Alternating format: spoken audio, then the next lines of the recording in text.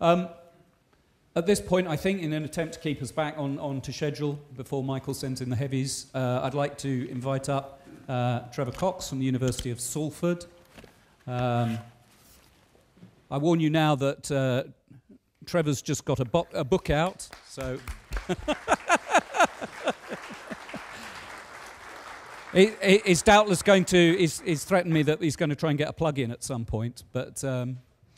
You're not going to plug it for me? That's very kind. God, now you're talking, by the way. It's all about voice. There we go, I've got my plug-in. Bodily head. There we go. What else do you say? Thank you, Trevor. Over to you. OK, so while the talk's being put up and got ready. So I'm from the S3A project, which is a UK-based project, which in many ways has got a similar remit to ORPHEUS, and it involves BBC R&D, Surrey University, Salford University, and Southampton University. Now, some of you have seen the demo today, so the top of this will be to outline what it is all about for those who didn't get to see the demo, but then I'll produce some new results. So for those who've seen the demo, I'm going to talk about some evaluation work and also what we're doing with the new production we've just made using media device orchestration, which I'll probably shorten to MDO as I go through. So if you go to one of the partners in the S3A project, this happens to be the listening room at Salford University, you'll find these sort of spaces where we have a lot of loudspeakers and we have a lot of acoustic treatment to be able to create really interesting spatial audio experiences. These are not the sort of spaces that are of interest to the S3A project. We're much more interested in what happens in the home, and in fact it's in the title of our project. So we can't start with these guys watching the television by saying to them, we need to redecorate your living room. We need you to rearrange your living room so we can put the acoustic treatment where we need it, the loudspeakers where we need it. And even more sadly, we can't say there's only one sweet spot where you can sit, so only Father Christmas gets the high quality audio, and the other two of you have to suffer what else you get.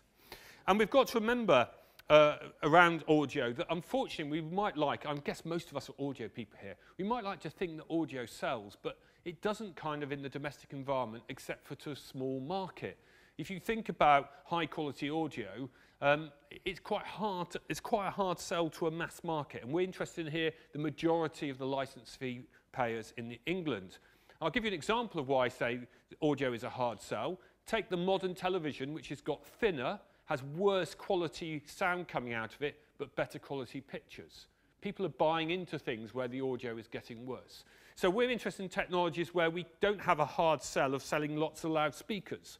Well, that's okay, because people already have lots of loudspeakers. They're bought for other reasons, for reasons of convenience. So this is a sample from my living room with a couple of extras. So I have a couple of bookcase loudspeakers in my living room. I have a television. I have at least one laptop, depending on who's in the room. I have radio, I have mobiles, so I've got two myself. We've got Bluetooth loudspeakers. I haven't yet bought into the smart speaker, Google Home, Amazon Alexa kind of stuff, but I'm sure many of you have. They sold nearly 50 million over Christmas in the US, for one thing. So there's a lot of loudspeakers lying about in people's homes. So why don't we use those to make a spatial audio array? And that's the concept behind media device orchestration. The idea is to create an interesting media experience from the ad hoc array of consumer devices we have around, which all happen to connect to each other through some form of Wi-Fi system. Whether that's through, as we did in the demo upstairs, through an actual Wi-Fi network, or through Bluetooth, or through a mixture of systems. So we started out with this concept, and this is the usability lab at BBC R&D in Salford, and it kind of shows you a little bit of a typical system for those who weren't upstairs and didn't hear the demo. So we have in there, we have a television, or there's a couple of loudspeakers giving us a stereo at the front. And then we have a series of devices that are dotted around. You can see some on the table, you can see a laptop to the left of John there, and you can see various other ones you can't see behind you, which are just little cube Bluetooth loudspeakers, tiny little cheap 20, 30 euro job stuff.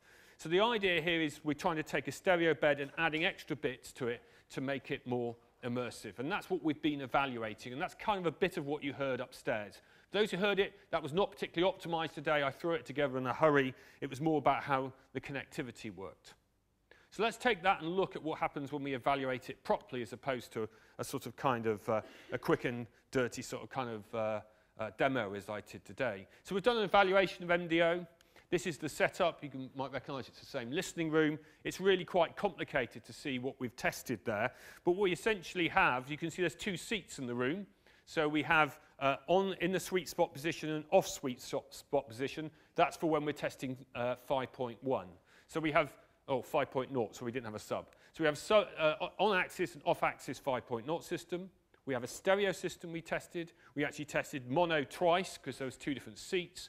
And then we have this MDO system we tested as well. You might be able to see if you look at the picture. I presume this has got a lasery kind of thing. There's a little Bluetooth loudspeaker. It's about, 5 centimetres by 5 centimetres. There's one on the table here. But they're all dotted around. The reason it's so confusing is because 2 different 5.0 systems pointed in 2 different directions, so it looks a complete and utter mess. The other thing you might notice, for those who are eagle-eyed, is our Bluetooth loudspeakers are connected by wires, because it was much easier in the laboratory to make sure it worked without these systems de-pairing themselves at inconvenient moments. So what people did is they compare those 2 systems, multiple systems, and they compared them for 3 audio examples. One of them was the Turning Forest, that if people got to the demo you would have heard a bit of. One was a protest scene, another radio drama made at the same time, and the other one was a pop track. What we asked people to do was a multiple comparisons experiment. So what they had to do is they had to listen to a piece of audio, and they had to move these sliders. The worst one came down here, the best one up here. So each one of these is a system along here. So they had to rate them in different score them in different ways. And then we asked them to talk about what was good and what was bad about the listening experience for each one of those systems. So we got a rating of their overall quality, how good was your listening experience, but we also got some text data. Now, for those who work in textual analysis, might gather that asking for a large number of text data to analyse is a bit of a pain. I wouldn't necessarily recommend doing a test this way. The analysis of this has turned out to be a right pain. But we have got some keywords which we'll just look at, and we'll give you a sense of some of the impressions that people are getting from these systems. So in the good box, these are the kind of things that we're getting. So one thing you get, if you take a stereo bed of some program and you put the narrator, for example, in a loudspeaker, which is separate, say on the loudspeaker on the table, is it suddenly becomes clearer. It's a process of binaural unmasking that you suddenly can actually pick out the dialogue easier from the stereo bed. So one of the uses potentially of MDO is in accessibility. You could play the audio description track, you could play the dialogue track into a separate loudspeaker and therefore make that more audible, and it allows you to make it audible for the people who need it and make it potentially less audible or less intrusive for those who don't need it, because a common shared listening experience is listening across generations where you have people with hearing loss and people who don't because of different age groups. So clarity is one thing that comes out quite often. The other thing is you'll notice immersive and surrounding is talked about quite a bit. So the funny thing about this thing is you've got the stereo bed and you have these little loudspeakers that you've dotted around, and you're suddenly in a sound field as opposed to watching a sound field.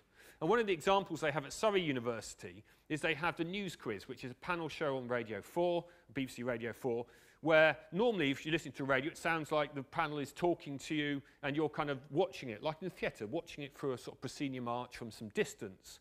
Whereas as soon as you actually get it where you've got some of the audience noise behind you, you suddenly think you're in the actual auditorium close to the stage. You suddenly become a part of the audience as opposed to looking at it from distance. So there seems to be some advantages of this system is in giving you clarity, and some of the advantages of giving you an immersive experience quite easily and quite cheaply in terms of actually kind of putting it together. In terms of some of the negative things, you can see that the same sort of kind of things turn up in attributes, but the one I'm going to pick on is ensemble balance. So if I'm reproducing an ad hoc array of loudspeakers, let's say I'm reproducing the narrator on this loudspeaker and I put it down here, I'm going to hear that narrator very clearly, but Michael's quite a long way away. It's not going to be so clear here because he's further away. It's physics. You can't overcome the inverse square laws, is how I described it to Michael earlier on. It's always going to be louder to me because I'm much closer to it. And the same thing happens with the MDO system. If you have any of the loudspeakers really close to people and really far from other people, you'll have balance issues. And that's kind of a difficult thing to overcome. Well, in a sense, it's physics, so it's not very easy to overcome. The other thing I would mention in terms of negative, which doesn't really appear in this list because of the way this list has been assembled, is that we have mixed opinion on music. So I don't know if people remember the early days of 5.1. People started mixing music where you were sat in the orchestra, you were sat in the band, and some people didn't like that. Hence why when you buy a 5.1 version music, you're normally watching the band playing, you're not a member of it. And the same, only that was part of my talk. That could have been actually ideal at that point. So people don't necessarily want to be in the middle of the band, and that was kind of one of the negative comments that people kind of made. So let's look at some quantitative data. We haven't had many graphs today. I assume we have lots of graphs. So for those who are not used to graphs, I'll explain what this is. You can probably just concentrate on the left-hand bunch of stuff and ignore the right-hand side. But this is quality of listening experience. So down here is worst, up here is best. And we have different systems running along. And this is, so mono systems, there's two of them just because we had two sweet spots. Mono scores lowest. Just look at the horizontal line in the middle of the boxes if you're not used to these kind of plots. Next comes stereo, and then you get 5.0 when you're in the sweet spot. So that's the kind of order you might expect for quality of experience if you just compare different systems. This 5.0 system is where it's off sweet spot. So if you're quite a long way from the sweet spot in the 5.0 system, it doesn't sound very good, as you can see. These are my two MDO systems, and you can see similar quality with MDO1 to the 5-channel system. So just by putting these tiny little Bluetooth loudspeakers, we can create an immersive experience that people see as being as good as a 5.0 system where we properly calibrated and set it up. The additional MDO system was where we filtered one of the loudspeakers to simulate the effect of a mobile phone, we deliberately degraded it, which is the reason this drops down. So these look quite hopeful that when we set these systems up, we can get some interesting results. For those who are used to looking at graphs and want to stare at it, this is the off-channel. The data is basically the same, but the two 5.0 switch over because one's in the sweet spot and one isn't now. So it's the kind of same kind of answers. Now, one thing you might be wondering is what are all the dots everywhere? That's all the data that we got from everyone. And you can see there's lots of opinions on how good a system is. Even on something simple as mono, we have people scoring it as the worst system, and we have people scoring it as the best system. So there's quite a lot of disagreement about how these systems should be scored. So we did what's called a cluster analysis to find out if there were groups of people within our kind of data set. And that's what we indeed find. So again, there's lots of graphs, but we'll just concentrate on the top line to start with. For those who are used to reading graphs, they can read the bottom line as well if they want. But for those who are less familiar, just stick with the top line. This is the center situation where we're on axis. And we've got three groups. And you can see basically the group of red, so this is one bunch of listeners, have much more agreement about mono being bad, whereas the group of blue can't decide whether mono is good or bad. And actually green is somewhere in between. So we have a group where the answers tend to be quite tightly clustered, and we have in blue the third group where the answers tend to be quite disparate. So when we looked at who's in these groups, so we did this clustering just based on the stats, and then we looked at who was actually in the groups, because we asked people data about, do they mix audio, how often do they listen to audio. The red group is an expert listening group, and the blue group is a naive listening group. And the green is actually a mixture group. So actually the opinions of these systems seems to vary depending on whether you're an expert listener or not. If you actually want to go down to actually the stats and do the sort of kind of significance testing, and I have to read these, I suppose one thing to pick out is group 3, the non-experts. There's no significant difference between anything. So from a stats point of view, they were scoring it so diversely, the opinion is so diverse, it's not very much you can tell. But if you go on to group 1, which is the expert listener, you'll find that MDO and the 5.0 system are the same, and everything else is significantly different. So kind of what the results showed you, that MDO and 5.0 can give you a similar kind of answer, and everything else is kind of degraded. So that's what we've done with the kind of quantitative analysis. And if you want to look up the publications for this, there's one just about to come out. And I should actually say, I put my name on the front slide, but these are the three guys who are really pushing this project. We've got John Frankham, James Woodcock, and Rick Hughes, the real drivers behind this project and doing all the work. I'm just the front man here. And if you're going to Tokyo for the AS, you'll see James and Rick are both there, but James is presenting on this as well. So there's some extra papers you can pick up to find out more, or you can email me and I can tell you as well. So what's kind of next is we're making a production, which is especially for the MDO. So I'm going to, conscious of time, trying to get you back on time, Simon, to really help you out here. I'll just skip over this bit and I'll just go to actually what the production is all about. So we challenged the writer Edward Selleck to produce us a drama. So it's another piece of radio drama, but we wanted it to use MDO.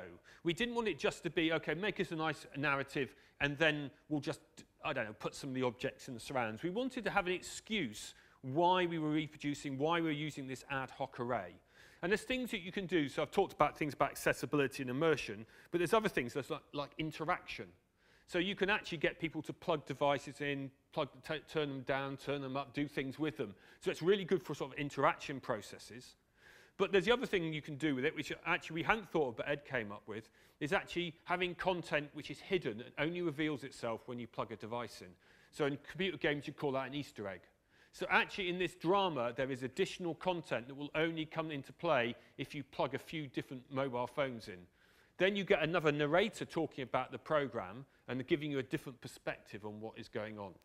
The actual plot itself is really complicated, and I don't intend to try and explain it because it's a time travel plot that involves two people who are the same people displaced in time shooting at each other in a plane. So we're kind of, I won't try and attempt to explain it. But it's a really interesting kind of plot, and it's 13 minutes long, so it's something I can't play you a little short snippet of and give you an idea. But actually the making of it, once it was written, was actually very similar to a normal radio drama. You can see there the actors and the sound designer, who's Eloise Whitmore, in the old Granada Studios in Manchester, where they made it during the recording. I suppose the only argument was with actors who were kind of a bit bemused by the fact they might be reading a part that some people would never hear. That seemed a quite odd thing to do if people hadn't plugged their mobile phones in.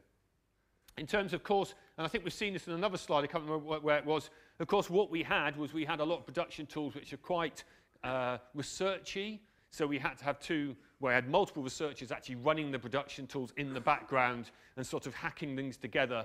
And one of the reasons we work with Eloise as a sound designer, she's really tolerant of us going, just give us some time to work this out before you do it.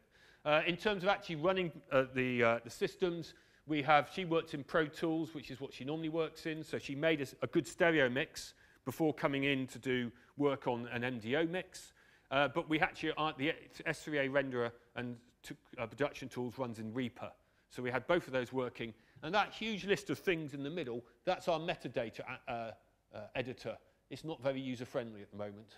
So our metadata is handcrafted. So people are asking about metadata upstairs. What we have is things like, as well as the normal sort of stuff like where objects are, there is, can this sound be put into one of these remote loudspeakers? Those kind of things are sort of tags that are being shown. And so I'm indicating we've got stuff that only plays some of the time. So we have to have exclusive kind of statements to say which plays and what doesn't play and all that kind of stuff. So the next steps is actually, the content is literally just been mixed about 2 weeks ago. I've not heard the final mix yet. It's developed better content creation tools. It's kind of the next steps for this. And actually kind of understanding what we might be able to do with it. And I'm going to skip over a few slides because I'm just conscious of time for you, Simon. But I suppose the next stage, which I mentioned to a few people, of the actual content we've just made, is we're actually going to deliver it over the web. You've heard BBC Taster mentioned once before. This is going up on BBC Taster. Does anyone know in the BBC whether this is viewable internationally? Well, it works quite often. There was only 1 or 2 issues that it doesn't work. Okay, so Stockhausen didn't work, for example, when it's music. Apparently, they block it. But I was able to do the Mermaids here, so that works here in Germany. Okay. Pardon?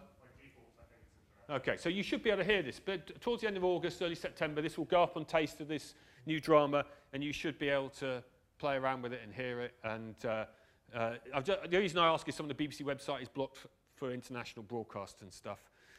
Most of you have seen this, so I won't bore you with this, but it's going to be a Wi-Fi enabled stuff. We're going to the issues of Bluetooth and latency we're going to ignore. So it's anything which is Wi-Fi enabled. Of course, it could be tablets, could be laptops, could be mobile phones.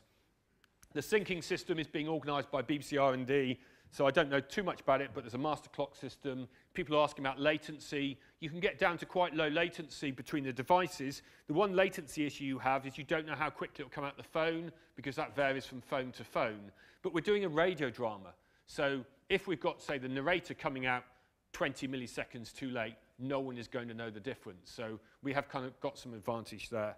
And some of you would have seen this kind of screen before, which is what I was playing with out upstairs, to put different objects into different mobile phones. That's what I was demonstrating earlier on. So if you've got any questions, you can always contact me. That's my Twitter handle. You can find me on email if you prefer not to use Twitter. And that's me finished. Trevor, thank you.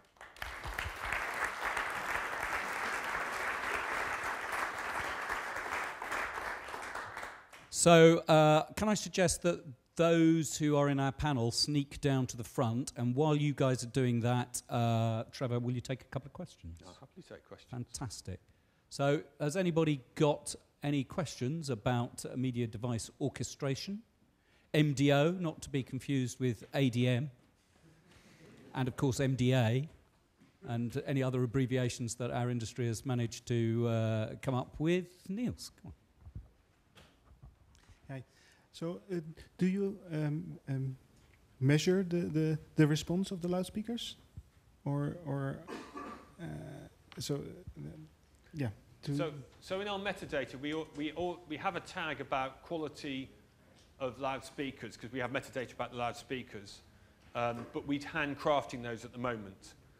But I guess nominally, as we're talking to these devices by Wi-Fi, we can probably interrogate what their devices are and probably guess it, but we're not doing that at the moment. Sorry, I didn't ask it right.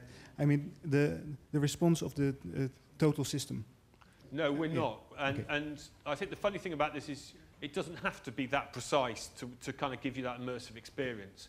But normally, I put a lot of pictures of loudspeakers up there. We have a lot of microphones at home as well that we could tap into. Yeah. There are issues around things like security access on web browsers and this to kind of overcome. But in theory, it is kind of solvable. In practice, there's lots of issues about what you can or cannot do. Yeah. Okay. Any other questions? So, oh, excellent, Faddy.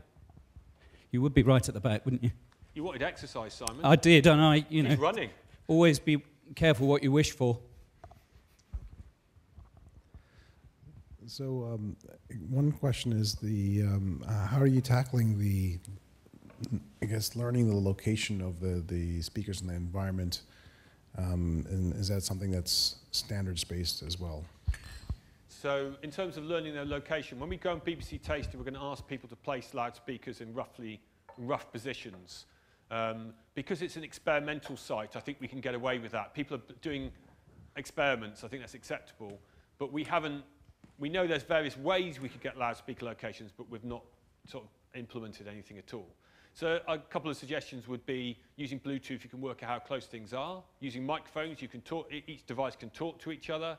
Smart speakers got arrays on them, so you could actually work out from there. But again, I come back to the kind of point Niels has made. A certain amount of this is, it's all in theory there, but it's in practice, what can you access through, if you're web-based, there's a limit to what you can access because of security and all those kind of issues to overcome. What other information are you hoping to capture when it goes on to Taster? Because it's presumably there is some complexity just for users who are not experienced just connecting devices, because there's a range of different things. Yeah, I think just the usability. I think in this case, we just want to see what the reaction is to it. A bit like, Chris had a nice sort of kind of summary kind of questionnaire. I think it's that kind of stuff, did you think it was an interesting experiment and should we do more of it? I like the should we do more of it kind of question. Because there undoubtedly will be connection issues. And for example, the demo I had upstairs doesn't work on Apple because it doesn't deal with some of the web audio API properly at the moment. So no doubt there will be issues, but we're just trying to see, is this a fertile ground to pursue further, I guess. Excellent. Trevor, thank you very much indeed.